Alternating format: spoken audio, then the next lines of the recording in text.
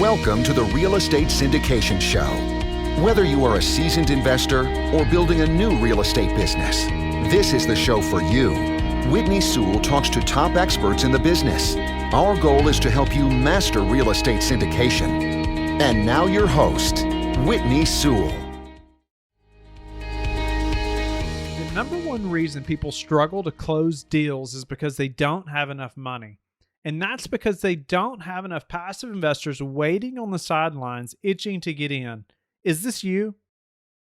The only way to fix this is to flip the script so that instead of chasing money, money chases you. By flipping the script, other syndicators raise all the money they need in 48 hours or less. How do they do it?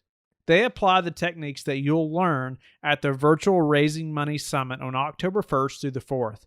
Adam and his team are pulling back the curtains with top syndication experts to share their secrets, systems, processes that empower them to never struggle raising capital ever again. And you can learn this from home while watching online. Are you ready to start learning how to attract millions of dollars for your next real estate deal? Listeners get a special pricing of only $97 by texting Whitney to 55444. That's Whitney to 55444. This is your daily real estate syndication show. I'm your host, Whitney Sewell. Today our guest is Ekaterina Stepanova. Thanks for being on the show again, Ekaterina.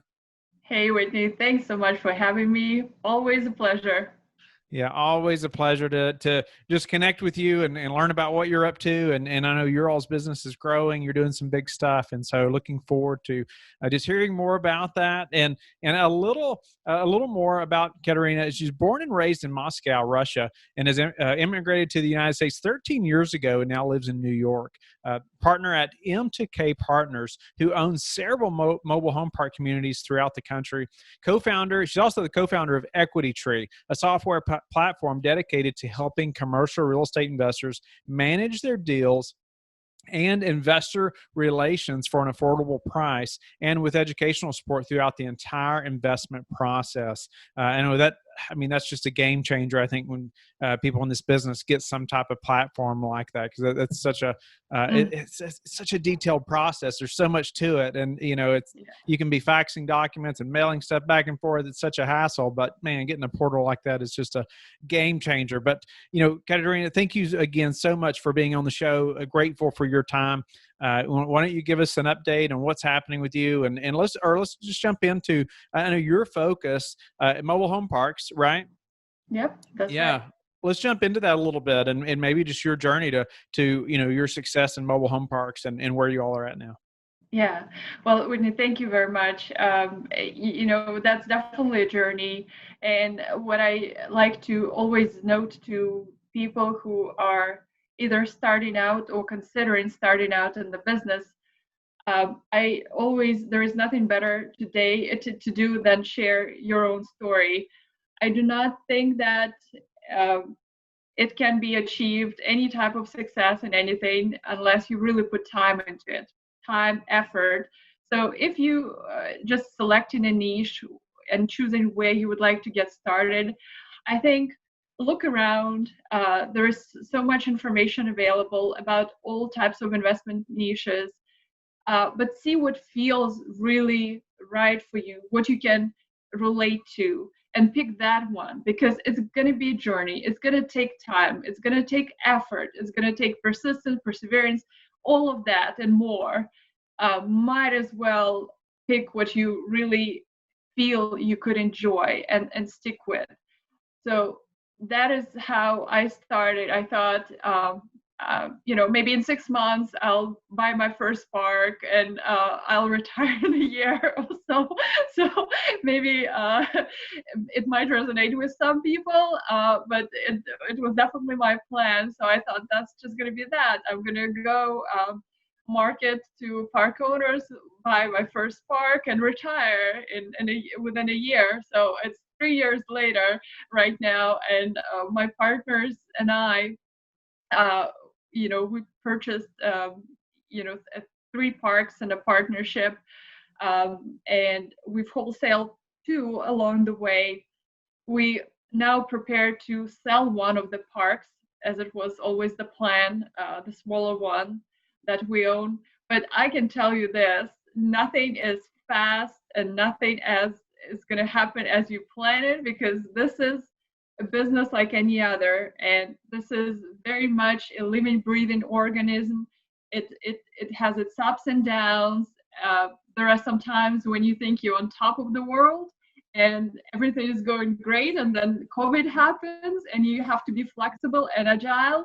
And if you don't love it, this might be really challenging. So that's kind of the journey part. Yeah, some good wisdom right there. You do have to enjoy it, don't you? I mean, it is. There's such ups and downs, and getting kicked in the face ultimately a few times, and having to get back up, right?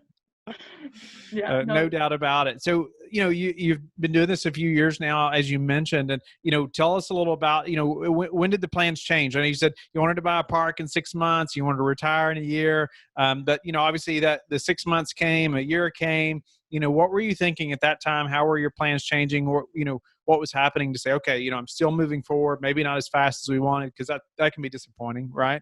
But we can't focus on that. We have to focus on what we can change and keep moving forward. What was that like at that time? I think I started to learn some wisdom from people in the industry, from people who've been at it for much longer, some for decades. And I could see how much they actually grown to love and appreciate what the business is about. Mobile home communities, initially why I got attracted to it, of course, it was a easier for me, from my perspective, easier point of entry, because there was, at that point, there was less competition, and there was a niche for me as a advertising marketing background. So it was for me easier to wrap my head around marketing direct to owner, so I could figure out how to associate with them, how to relate, how to approach them. So I thought that might be my point of entry, that might be my angle. So as I started doing this, I realized this is very much a relationship business, and you cannot force a relationship to grow and to flourish. It just takes time. And if you are in this business to create sustainable long-term wealth, you will be building a relationship. It will eventually be your focus. And for that, you just have to take time. And that's just the bottom line here. Yeah. So when did you start to gain some momentum, or when, how and when? I would say it all happens. You just need to get your first deal done. This gives you definitely confidence, and you learn so much. You cannot learn this from, and everybody says it, in going and doing your first deal, it will feel oftentimes all kinds of wrong and shaky and very much unknown and very scary, but you just have to stick with your fundamentals and go through that process just from start to finish. It will have to be the process, and then after that you will feel like 200, like 1,000% more than you were just at the very beginning of it, because there are so many components that go into a deal. So, and I'd say after we were finishing that first deal, we had a couple of others that we were considering. And then we also learned how to discern really good deal at somewhat good deal, but maybe doesn't worth our time. And for me, being part-time,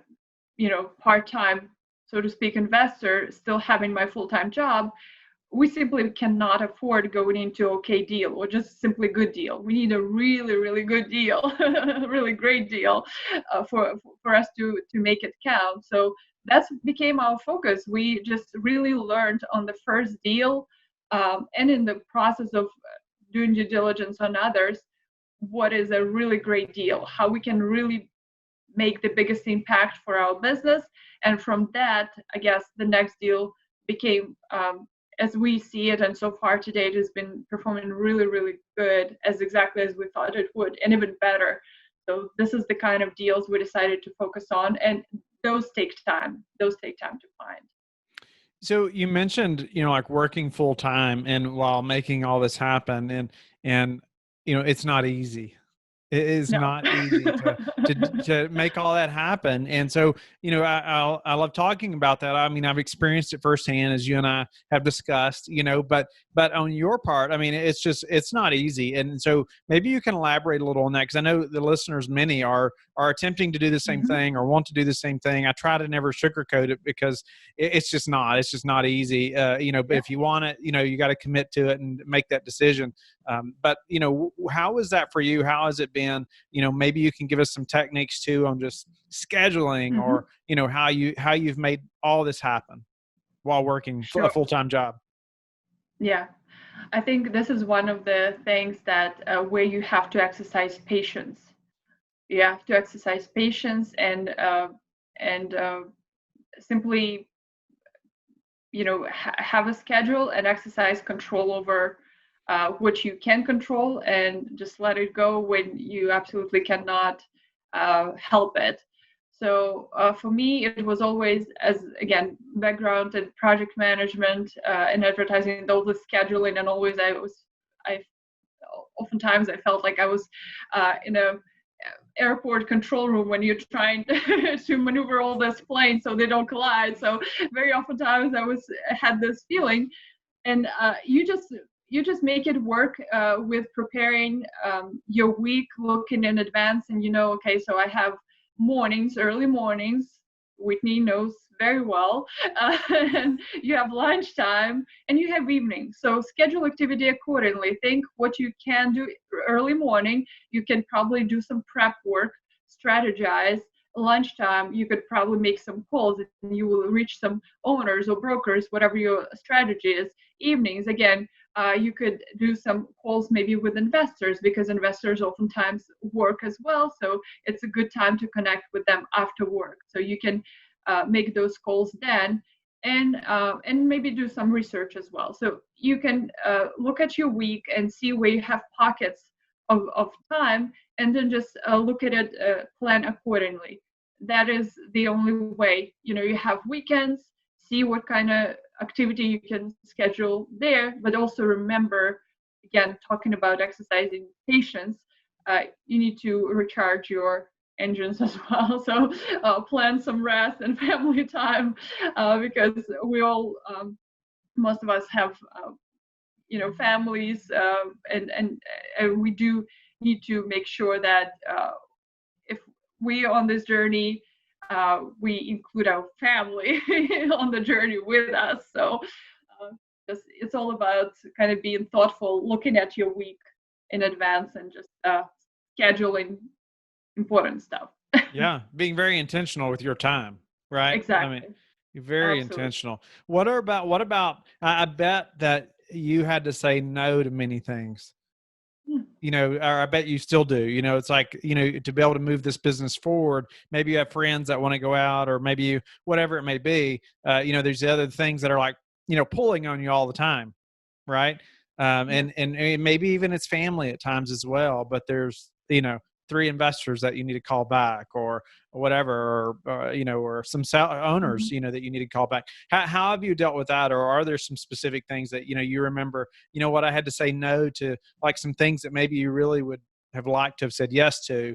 Walk us through some of that. Mhm. Yeah. Well, Whitney, as you all know, there is only one way to doing this. You pick your priorities. You have to be very clear on your priorities. What are you doing? Why are you doing what sacrifices it requires, and why? Is this a uh, worthy activity for that time? Is this uh, you just have to be really clear on your why, and so I guess that's comes from that. I was just very clear on what I'm trying to achieve and the timeline that I want to achieve it within. And yeah, but I have, only, I think one thing is very important when you talking about all this scheduling and just being strategic. Also remember, again, you have to like enjoy the process. It's not going to be overnight. So uh, you have to like really see how you can enjoy it throughout, and how your family can also feel part of it throughout, so they can actually support you, versus rather than feeling that, oh, this is like a couple of years we are on the back burner, but then you there and you're to your financial goals or otherwise, but they don't feel like they are part of it, and you got all disconnected from. So I guess it's just a balance, and just keeping your family in the loop, and just let them support you. Yeah. Great advice. No doubt about it. It's difficult on the family too. It's a sacrifice. It's It a is. sacrifice for them as well. So, what about, you found the first park, you got into that. What about, just through on the business side, what helped you to keep pushing forward? I mean, like, I know you went through partnerships, or you're in a partnership. Was that something that, like, you noticed that, your business then started to move forward faster, or was it something else? What's maybe one or two things that, through the last couple of years that have said, what, this was a really good decision, or this helped us a lot? Well, Whitney, I'm a big fan of partnership. I always were. I think always will be. I think it makes everything better. It's not just an aspect of being able to divide the work, divide and conquer, but I also think it's just so much wisdom in it, and you have someone who can support you. Just plainly, and there are times that you will be experiencing in a business those ups and downs, and it feels great when you have someone also that you can hear all different opinions, and you can find the best solutions, and you have support of your partners, and you can celebrate together, and in the bad times they simply there to support you and say, okay, we'll get through this, here are the next steps, let's get moving. And I think, just figuring out the right partnership, and working a little bit also together, just to align. I think this is also work. This is a relationship. So you will have to work not just on your business, but also on your partnership, on the relationship within the partnership, because once it's done right, I feel like it's also taken us a little bit of time, just like any other thing in life. It just taking a little bit of time also to adjust, to get to know how we can optimize our strength. And I think there is nothing better than great partnership. So when you know how to support each other, I think this is when you really go forward so fast. And I think that's kind of the stage we're in right now. Nice. Yes. And I mean, it's a partnership business, no doubt about it. Yeah. Right. I mean, you have to have so many partners. There's so many moving parts. You can't be an expert in every part. I don't feel like, and so, what about, just for the future, like, what do you see, for your partnership and just for your all's business, or maybe some goals, or how do you see it evolving over the next, year to 2 years or 5 years even? Yeah. Well, right now we used to put down numbers, like a number of lots per year, things like that. I think now we are closer to a notion of, if we are even to buy one great deal a year, like similar to what we purchased early in the year, but it's really home run. Like, if you can buy one of those, I mean, you can double the value in 1 year. This is a really good deal. So we would rather buy those kind of deals once a year, rather than a handful of okay deals, or just good deals. So I think we very much scouting the market, and we're doing a lot of marketing, direct marketing right now. We're really selective, and we've kind of, end of last year, we started just really conservatively and very thoroughly, I guess, underwriting, even more thorough than ever before. We just really focused on finding a really great deal, making sure it is. So I think that's where we see ourselves, just really focusing on maximizing the deals. Nice. Rather than number of lots. Yeah. So what's your role in that partnership? Well, I'm responsible for marketing, operations, And yeah, and I work with our partners, investors. Nice. Nice. So, as far as the marketing component, and you Mm-hmm. mentioned earlier, like marketing to sellers, right? So, Yeah. you're trying to, I guess, build a relationship there. Maybe give us a couple tips there, on marketing to a seller for a mobile home park, or how you've done that. And then we'll have to move to a few final questions. Sure. So I would say right now we moved from direct marketing to cold calling. So cold calling, yep, old-fashioned way, cold call, introduce, get to know each other, and stay in touch.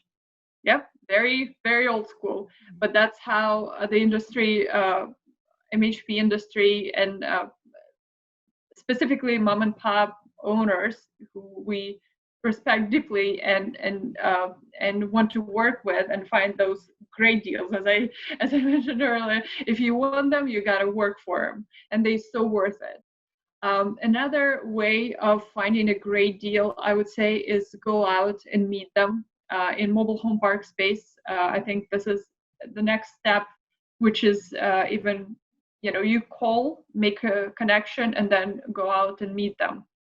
So I think that's probably the very best way to do it, and I would highly recommend. We would go and meet once we on due diligence trip. So we would optimize the time and go and Sure. meet park owners.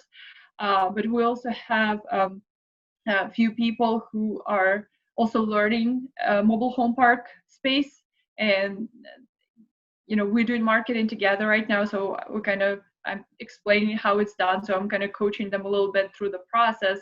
So and they go and visit with those park owners. So that's how we establish a relationship through them. So I would very much recommend a personal approach. There is nothing more probably lasting than that. So, we've kind of talked through your journey a little bit, and I love highlighting stories like yours, because I know a lot of listeners are wanting to do the same thing, or maybe in the middle of it now. Mm-hmm. But what's been the hardest part of this, process to, just do the syndication business? Mm-hmm. Well, I guess when you don't know what you don't know, and one of the deals that we, struggled at the end of last year, and it was a real struggle. We didn't know what we don't know. We thought that fundraising we didn't have difficulty before, and this was a little different deal. That was a almost turnkey deal, and we thought, oh, that's the same principles. But no, the investor pool who would be attracted to turnkey is completely different than the ones that will be attracted to value add opportunities, which we are usually focused on, and which we usually prefer. And we had a real, time struggle to figuring this out. And we thought, if numbers make sense, it all pencils out, no trouble. So it just makes sense. But no, psychology comes into place. And for that, you just have to learn you have to learn the business. That there is just no other way around. Like, we could have heard about it, we could have taken more time, but so that was a struggle. And then we lucky again, we built a relationship in the industry that we were able to find someone who was able to kind of bring this component into a deal, and the deal was closed. But we learned the lesson of, we figured that no, we need to stick with our value add deals, because they are just really resonate with us more, and these are the right type of deals for us and our investors, because that's how they know what they like, and that's what they're asking for. So just stick with what we know.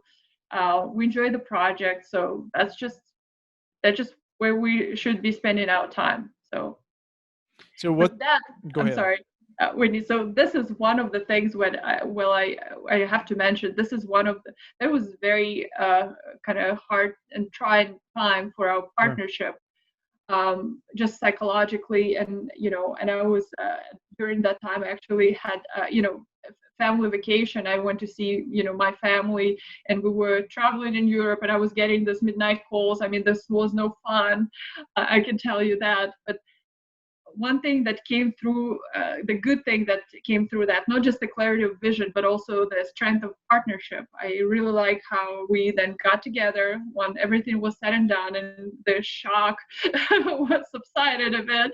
We just had our call, and just we really went through everything, what happened and why and how, and how we don't want this going forward, and what we're going to do next to prevent this kind of situation from happening, because it could have been pretty disastrous financially.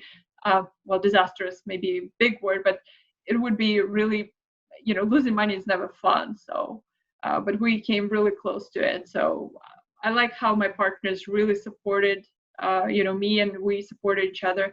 So I think that was a great thing that came from it. Yeah. You all learned a lot, no doubt about it. Yeah. Congratulations, though, on still making it happen and, oh and gosh, just hustling. Yeah, no doubt. That was difficult, but congratulations. thank you. So what's a way that you've improved your business recently that we could apply to ours as well? I say we just stuck to our systems approach and management, and we had systems in place. I think when we were getting started, before even we had any properties, we just had our project management, CRM systems in place as we were working leads. So I guess because we had those, it helps you get organized and spend your time where it's most valuable. So I think that is that is great to have in place. So it just helps you run your business. So that's, I think that is very successful. Transparency in who is doing what, so we don't duplicate or step on each other's toes. Yeah. So what about your best source for meeting new investors right now? Well, I say, our team, we are putting out content about this journey, how we turn it around parks. And specifically, we have now a big project, the deal I mentioned early in the year, which we also kind of enjoy and working at it, because it presents a lot of challenges. There are lots of projects. And we're putting out content, just how we turn in it, how we are doing the work, what kind of work we're doing, what we're learning, how it all looks like. So there are pictures there. You can actually see what's happening in the park before and after, and so on. So, and I think people get attracted to it, and they just go on our website and they opt in and they want to see our future deals. So I think there is nothing better than just doing a great, being very transparent in your business practices. And I guess we were really kind of lucky in that regard that investors from previous deals, they see us and we really stay close to them, I guess, throughout. And that just helps us maintain those close relationships, and they maintain their trust. So they invest with us in the following deals. Nice. Maybe you could elaborate too a little bit on, on Equity Tree and what that is a little bit. We'll just dive into that just a little bit briefly before we have to go. But, Sure. It's such an important aspect of a syndication business, having something like that. And I just want to highlight it too, because you're managing that and that partnership along with, mobile home park business and partnership, and, while working full time as well. So, you're really making it happen. But I just wanted you to have a minute to really tell us about, Equity Tree and just elaborate a little bit on what you're doing there. Yeah, thank you, Whitney, for bringing this up. This was a really work of, this was a way of kind of give to my partnership, to our partners, investors. I started working on this platform that is deal and investor management platform that we use for joint ventures as well. And that was a way for us not only to stay in touch with investors and keep reporting, and but also, of course, optimize the systems and optimize reporting and communication with them, as to keep documents in one place, communication in one place, and all financial data that pertains to the deal in one place for me also, that was critical because, again, I don't have too much time, so I don't want to be remembering things. I want them, sitting there available, and and transparency is very important for our business. Just we kind of value it highly. So I thought, okay, that would be a really cool tool for us, not only to have this management system, but also have one of the features in the portal that I just really love is, property budget. When you start the project, you plan, okay, so this is what we're going to do. These are the project, these are the KPIs. Okay, so we got started, but also I thought, okay, but how do you track it?